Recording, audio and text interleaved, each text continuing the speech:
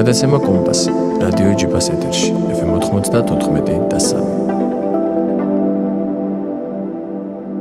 მოგესალმებით, ძვირფასო რადიო მსმენელებო, დღეს 29 ოქტომბერია, თქვენ უსმენთ რადიო ჯიპას საღამოს ეთერს. მე ანილაცაბიძე ვარ და წარმოგიდგენთ გადაცემას კომპასი, რომელიც დღეს პირველად გადის ეთერში. მოგეხსენებათ, წინა საარჩევნო პერიოდია და რადიო ჯიპამ აქტუალური პროექტი მოგიმზადათ საერთაშორისო რესპუბლიკურ ინსტიტუტთან, იგივე IRI-სთან თანამშრომლობით.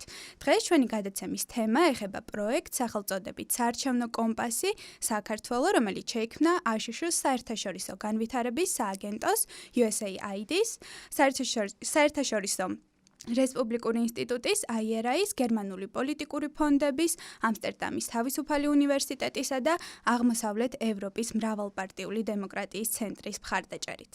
პროექტის მიზანი არის ამომრჩეველთა ინფორმირებულობის გაზრდა და ისეთი მექანიზმის შემუშავება და ელექტორატისთვის მოწოდება, რომელიც მათ საკუთარ ხედვებს პოლიტიკური პარტიების იდეოლოგიებთან მიმართებით პოლიტიკურ რუკაზე მონიშნავს. დღეს ამ თემაზე სასაუბრად ჩვენ მოვიწვიეთ სამი სტუმარი, რომლებიც უშუალოდ იყვნენ ჩართულნი პროექტის შემუშავებასა და განხორციელებაში და მე მაქვს პატივი წარმოგიდგინოთ ჯონ დიპირო, საერთაშორისო რესპუბლიკური ინსტიტუტის საქართველოს მისიის ხელმძღვანელი, ფელიქს ჰეტი, ფრიდრიხ ებერტის ფონდის სამხრეთ კავკასიის ოფისის დირექტორი და გიორგი პაპავა, აისეტის კვლევითი ინსტიტუტის წამყვანი ეკონომისტი.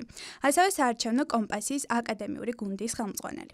ძვირფასო სტუმრებო, მე პირველ რიგში მინდა მადლობა გადაგიხადოთ მობრძანებისათვის და მსმენელი და მაყურებელი გავაფრთხილო იმის შესახებ, რომ ჩვენი ორი უცხოელი სტუმარი ისაუბრებს ინგლისურ ენაზე, თუმცა თუ კი ინგლისური ენა თქვენთვის არ არის გასაგები, არ მოსწყდეთ ეთერს, რადგან შეჯამების სახით აქვე მოგაწვდით ინტერვიუს მოკლე შინაარს ქართულ ენაზე. პირველი შეკითხვით მინდა გადავიდე ბატონ ჯონ დიპიროსთან.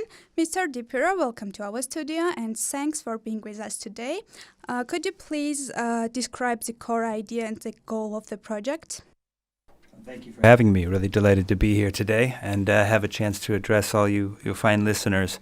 The election compass, above all things, I would say, is designed to educate citizens, educate voters, and provide opportunities for them to have to be more aware of what their options are, and not only looking towards this election, but in the broader political and electoral space. So for many years to come, I think quite often when we look at elections and we wonder what our options are, sometimes people find this to be a stressful or even a frustrating process, and it doesn't have to be.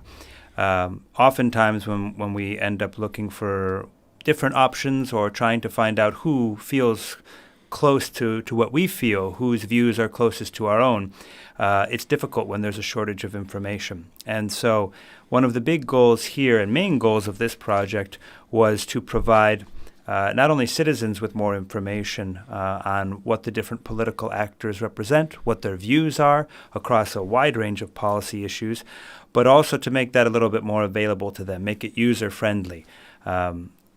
We all have busy lives, and not everybody wants to sit down and read through every single party's program, and that's fair. So this offers a very user-friendly way and actually quite a quick process by which anyone can answer the questions and afterward find out how they match up compared to a range of the different political parties. So overall, the goal is just citizen and civic education, make people more aware of who they are, what they believe, and how that compares to other political actors in the election space. Thank you. What are the advantages of the project, and what do you expect it to change in the Georgian reality? Well, I think the advantages are that it opens up the possibility of moving and shifting more and more towards an issue-focused political environment and space. Typically, I would say politics, and not just in Georgia, but in many places, of course, have been more personality-dominated. It has, I wouldn't say that is one of the only shortcomings, but one that is regularly identified for those of us who work in and around the political space. And so because of this, we do see a lot of voters who I would say are disenchanted or who are uncertain of who it is they want to support if it's not the larger options who've been steady here within the political space. And so I think for that reason, this opens up the possibility of increasing voter desires to support the party that they might feel strongly about supporting or might have felt that they couldn't support in the past for whatever reason, right? And so seeing that this is someone or a group who represents what you believe, I think offers a lot more opportunities to invest in multi-party democracy and ensure, I would say, more partisan or multi-partyism in Georgia. So that's just some of the advantages, of course. As you talk about more of the long-term engagement in Georgia, I think we're pretty realistic about the fact that this is not something that changes overnight. People, how they see not only political space, but the world around them, it doesn't just change right away. But the hope here is that enough people will give this a chance and see where it is that they fall and maybe say, wow, this was something really cool.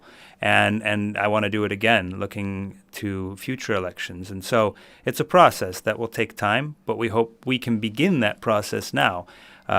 Just as Georgia is shifting towards a more proportional legislature in terms of the representation, in terms of how mandates will be distributed, so we too are using, I think, that chance and opportunity to begin to start a process that would be, I think, more beneficial towards Georgian voters voting on the issues that are important to them. So that's our hope, and I think it's something that we hope to invest in not just this year, but for years to come.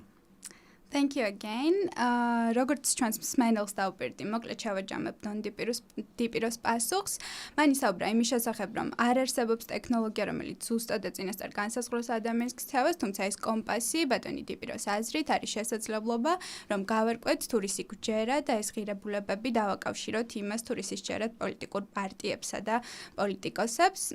საბოლოოდ ეს ყველაფერი ამომრჩეველს ეხმარება, რომ არჩევნების დღეს იყოს მეტად ინფორმირებული და თითოეული მოქალაქის შედეგები დაემთხვეს აი ამ ყველაფერს. ეს სისტემა არის ეგრეთ წოდებული user friendly, მეგობრული, ასე ვთქვათ, მომხმარებლებისათვის და იქიდან გამომდინარე, რომ თითოეულ ამომრჩეველს არ აქვს საკმარისი დრო იმისათვის, რომ გაერცნოს ყოველი პარტიის შეხედულებებსა და მოსაზრებებს, ეს სისტემა მათთვის იქნება საკმაოდ გამოსადეგი.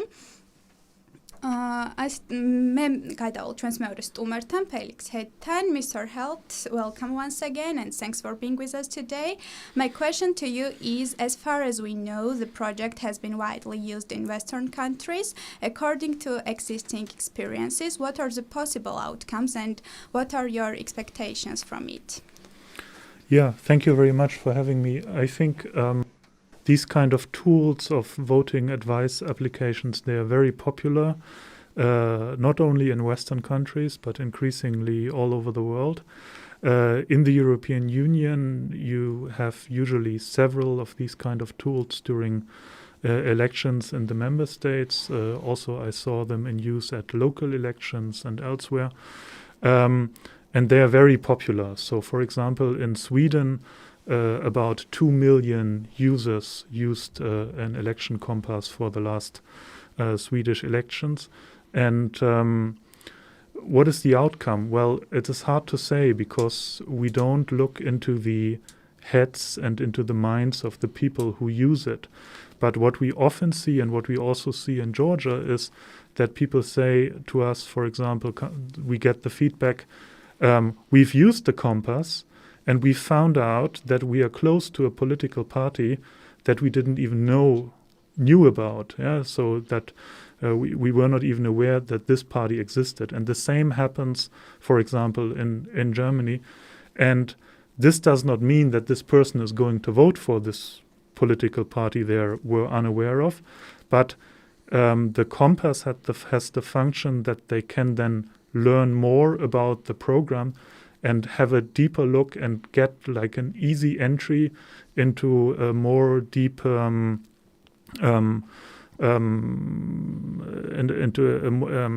to take a deeper look at the party and who are the people and what is the program. And I think that is very important as an outcome. Thank you. When do you think we can talk about the outcomes and draw reasonable conclusions? Yeah. Another thing that is possible, so I see the Compass as a bit as a service tool. It is a service tool for the voters who want to take a more informed decision on election date. It's also a service tool for the parties to get their message across to the voters. And after the election, depending on how many people take part, so I encourage all the listeners to have a look and take part, after the election, it is possible to analyze the data and to see, for example, you take a certain issue and you can have a look, where did the Georgian parties stand and on this issue, what was their position, and what was the position of the majority of the voters, and does it match or is there a difference? So it's rich material for scientific analysis, as well as also for political parties to get to know their voters better than they actually do right now.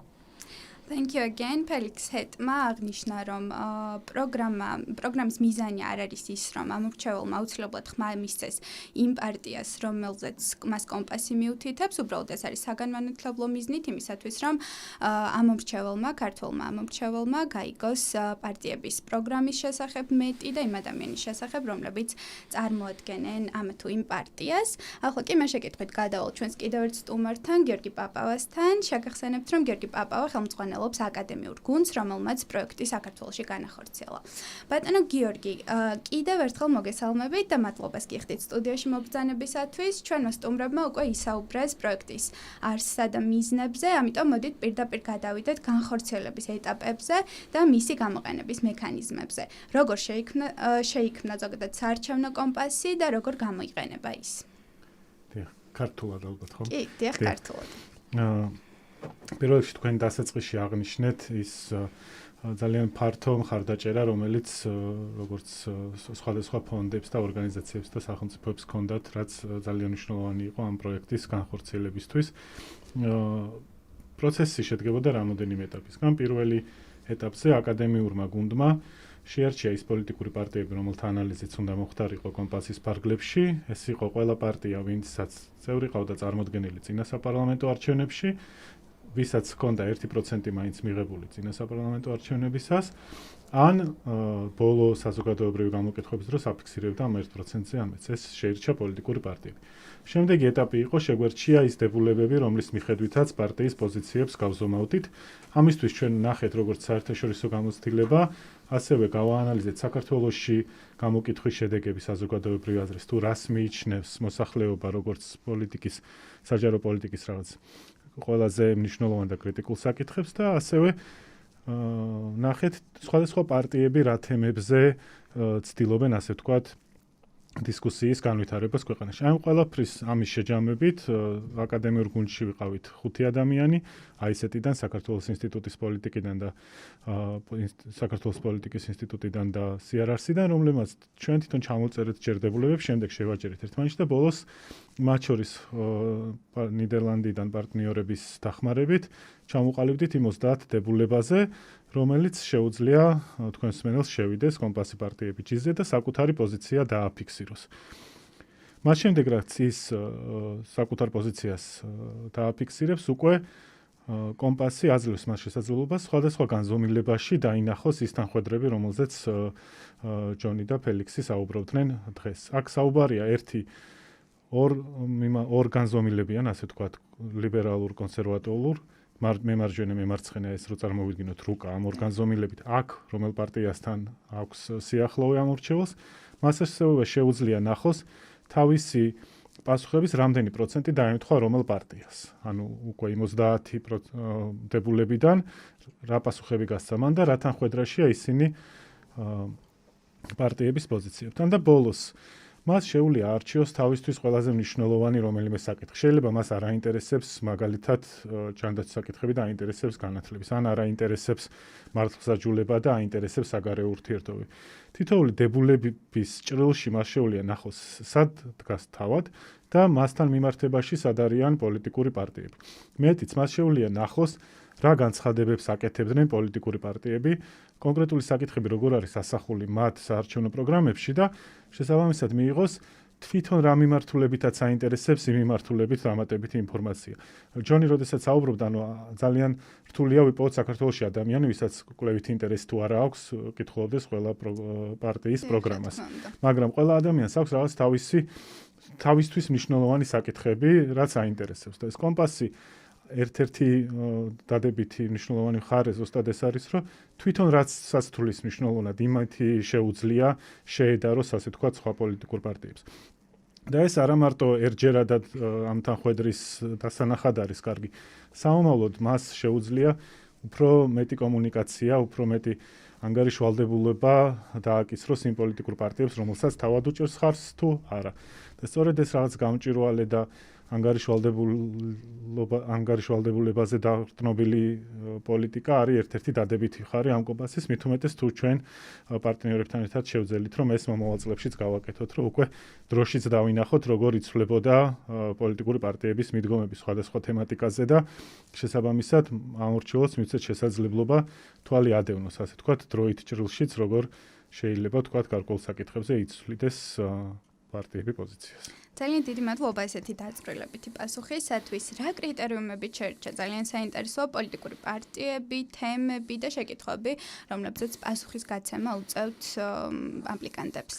დიახ, პოლიტიკურ პარტიებზე უკვე მოგახსენეთ, ანუ ეს იყო 1% უნდა ქონოდა წინა არჩევნებში, წევრი უნდა ყავდეს პარლამენტში, ან ბოლო 1 წლის განმავლობაში 2 საზოგადოებრივი აზრის გამოკითხვაში 1%-ზე ან მეტი უნდა დაეფიქსირებინა შედეგი. ესეთი აღმოჩნდა 16 პარტია, ვინც უბრალოდ 16 საარჩევნო სუბიექტი, ვინც მონაწილეობს, იმიტომ რომ არიან მაგალითად გაერთიანებები და მათი ანალიზი განხორციელდა გაერთიანებულად და არა შიგნით შემავალი პარტიების. ანუ აქ კომპასი გვაძლევს ინფორმაცია საარჩევნო სუბიექტების შესახებ და არა უბრალოდ პარტიების შესახებ. რაც შეეხება დებულებებს, 5 მთავარი თემას მოიცავს, ასე თქვათ, ეს დებულებები. არის ჯანდაცვა და განათლებიდან, ეკონომიკის საკითხები, არის სოციალური საკითხები და გარემოს დაცვა, არის მართლმსაჯულების ბლოკი, ასე ვთქვათ, და საგარეო ურთიერთობები და უსაფრთხოება. იდეაში, ანუ ჩვენ ვეცადეთ, რომ ყველა ამ მთავარი თემებიდან, რაზეც პოლიტიკური პარტიებს აქვთ დისკუსია, შეიძლება ჰქონდეთ განსხვავებული აზრი, ყველა ამ საკითხიდან ამოგვეკრიფა 5-6 დებულება დაახლოებით არის 5-7 დებულება თითოეული ამ საკითხიდან და ესე მოხდა თემების შერჩევა. აქ ძალიან ჩვენს შიგნითაც დემოკრატიულად მოხდა ეს, იმიტომ რომ ვთქვათ, მე შეიძლება ეკონომისტი ვარ და უფრო მეტი მაინტერესებს ეკონომიკაზე, ყავდა საგარეო საკითხების სპეციალისტი, ყავდა სოციალური მიმართულების სპეციალისტი და ასე შემდეგ, რომ მაქსიმალურად შეჯერებული ყოფილიყო ის საბოლოო არჩევანი. ამაში ჩართული იყო აქტიურად ფელიქსიც, ჯონიც, ჩვენი ნიდერლანდების პარტნიორი, რომელსაც გამოცდილება აქვს ამ კომპასის თანერგვის, მათ შორის ამერიკის შეერთებულ შტატებში, სერბეთში და სხვადასხვა ბევრ ქვეყანაში და მათაც, ასე ვთქვათ, თავისი გამოცდილება გაგვიზიარეს თუ რა იქნებოდა ის რაღაც ოპტიმალური 30 შეკითხვა, თორე ჩვენ გვინდოდა 85-იც ყოფილიყო, მაგრამ უკვე მომხმარებლისთვის ძალიან გადაიტვირთება თუ ასეთ მეტი, ამიტომ რაღაც მიღებულია, რომ ეს 30 დებულებით შემოფარგლული ყავით. სხვა შორის მე გავაკეთე ეს ტესტი, ასე ვთქვათ, გავიარე და საერთოდ ვერ ვიგრძნე, რომ 30 შეკითხვა იყო, იმდენად რაღაც მოკლე დროში შევწელი ამის დასრულება. გადაცემის მზადების პროცესში სოციალურ ქსელში გადავავლე თვალი მომხმარებლის კომენტარებს, რომ უკეთ გავცნობოდი მათ უკავშირს. არის შემთხვევები, როდესაც მომხმარებელი მისთვის სრულიად მოულოდნელ პასუხს იღებს და სკეპტიკურ განწყობას გამოხატავს. აი მეც პირადად მაგალითად ჩემთვის სრულიად წარმოუდგენელი პასუხი მივიღე კომპასში. როგორ უზრუნველყოფთ მიუკერძოებლობას და სიზუსტის გარანტიას? აი რამდენად დიდი ან რამდენად მცირეა ცდომილების შესაძლებლობა? დიახ. ესე იგი, პირველ რიგში მიუკერძოებლობა სრულად დაცულია. ხო, თქვენ შეგიძლიათ ნახოთ და ის პოლიტიკური პარტია, მაგალითად, რომელთან ახლოსაც აღმოჩნდით. რის საფუძველზე მოხდა მისი პოზიციონირება, ნახოთ თითოეული დებულების მიხედვით. ანუ რაღაც საკითხზე თქვენ ფიქრობთ ერთს, ნახოთ ის რას ფიქრობს და მათ შორის ნახოთ ჩვენ რაზე დაყრდნობით გადავწყვეტეთ, რომ ის ამას ფიქრობს. ასევე შეგიძლიათ ნახოთ ვისთანაც გეგონათ რომ ახლოს იყავით და არ აღმოჩნდით ის რატო არის თქვენგან შორს. ამიტომ კომპასი ამიტომ გარკვეულ ინტრიგასაც აჩენს. თუმცა ერთი რაც მე პირადად და თქვათ ჩვენ ყველას გაგვიხარდა იყო, როდესაც პოლიტიკური პარტიის ლიდერებმა შეავსეს, უმეტესობა მათგანი ძალიან ახლოს იყო, უბრალოდ ანუ ყველაზე ახლოს აღმოჩნდა თავის პოლიტიკურ პარტიასთან, რაც ჩვენთვის გარკვეული საზომი იყო იმისი, რამდენად აკურატულია. იყო ისეთი შემთხვევები, როდესაც არ აღმოჩნდა თქვათ ახლოს და ესეც ახსნადია, იმიტომ რომ ბევრი პოლიტიკური პარტია ბევრი არა, მაგრამ რამოდენიმე არის ისეთი, სადაც თვითონ პარტიის შიგნითაც განსხვავებული მოსაზრებები არსებობს სხვადასხვა საკითხებზე. ამიტომ ხშირად შიგნით კონსენსუსის დაყრდნობით მიიღება გადაწყვეტილება, რა იქნება მათი როგორც პარტიის პლატფორმა, რომელიც შეიძლება კონკრეტული წევრების მოსაზრებებს არც კი ემთხვეოდეს რიგ საკითხებზე, ხო?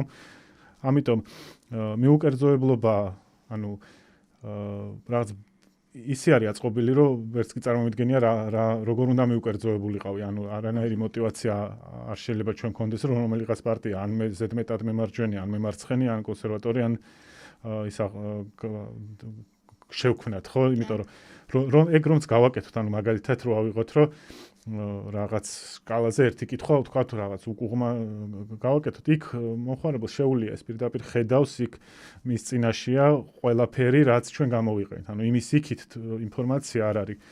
შეიძლება ჩვენ გქონდეს და რაღაც დამატებით ინფორმაცია, მაგრამ მხოლოდ იმაზე დაყრდნობით არის კოდირება მოხდა, რაც თვითონ კომპასი არის მოცემული ინფორმაცია. დიდი მადლობა კიდევ ერთხელ ჩვენ სტუმრებს, იმ სმენელს კი, ვისაც ჩვენი გადაცემის შემდეგ საარჩევნო კომპასის გამოყენებით საკუთარი არჩევანის სიზუსტის და სისწორის გადამოწმება სურს, ან გადახედვის სურვილი გაუჩნდებათ, შევახსენებ, რომ ამის შესაძლებლობა მათ აქვთ ონლაინ პორტალ კომპასი პარტიები ჯიზე. მე ანილა ცაბიძე და თქვენ რადიო ჯიპას ეთერში უსმენდით გადაცემას კომპასი, დასასრულს კი მინდა ქართველ ამომრჩეველს სწორი და ინფორმირებული არჩევანის გაკეთება ვუსურვა და იქნა მომდინარე რომ 2020 წელს ამ რჩეველს ხმის მიცემა უწევს პანდემიის პირობებში, მინდა ჩვენს სმენელს მოვუწოდო უსაფრთხოების ნორმების დაცვისაკენ და ვუსურვო ჯანმრთელობა. ჩვენს სტუმრებს კი მინდა რომ გადავცე საჩუქრად რადიო ჯიპას ბრენდირებული პირბადები. მომავალ შეხვედრამდე.